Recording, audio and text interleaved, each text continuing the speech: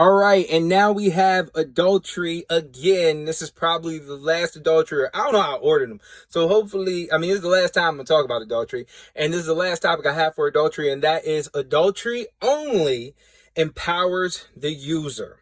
Adultery doesn't empower anybody else. It's a very selfish act because it only empowers the person who uses it. Want to take it to the Bible?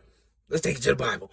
All right, so we got David. He needed peace. We talked about that last time. David needed peace. He got that. He tried to get that from Bathsheba. It ended up messing up his whole world. But in that moment, David had the power to get peace and to create and generate peace. He didn't have to wait on God. It empowered him to do so. But you know who it didn't empower? It didn't empower Bathsheba. Didn't empower her husband that got murked because David wanted to play some war games. It definitely didn't empower God because God came down on David for what he had did wrong. Let's see some more. We got both Abraham and Isaac both saying my wife is not my wife. This is my sister. And in both of those situations, they were doing that to empower and generate some resource that they didn't have.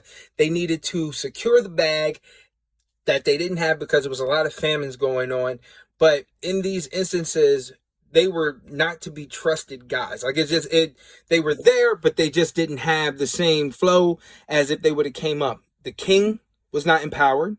King Abimelech, in both of those situations, the king wasn't empowered. The wives weren't empowered. Who was empowered? Abraham and Isaac. That was it. God wasn't empowered either. None of that. Another one. Ooh, we can go to Abraham again. Abraham, when he got it in with Hagar to make an Ishmael that he got mad about, or that he didn't really, a whole bunch of stuff went down with that. Who got empowered in that situation?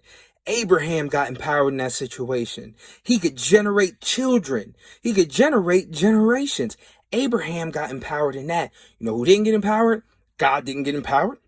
Ishmael didn't get empowered. Hagar didn't get empowered. Nobody else got empowered but Abraham. Sarah didn't even get empowered, and she thought she was doing the right thing. What happens?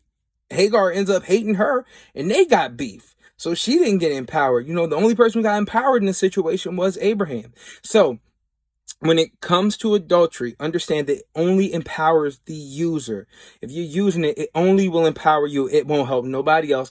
I don't care how much you tell me, la, la, la, la, la, la, la, la, la. I don't care how much you tell me, because it only empowers the user. But where does your power come from, buddy? Your power comes from God, man. So you don't need to be empowered in the situation. You don't need to create power in your situation. Be empowered through the Holy Spirit, which acts in your spirit, baby, and comes out. Know where that power come from. Peace and love.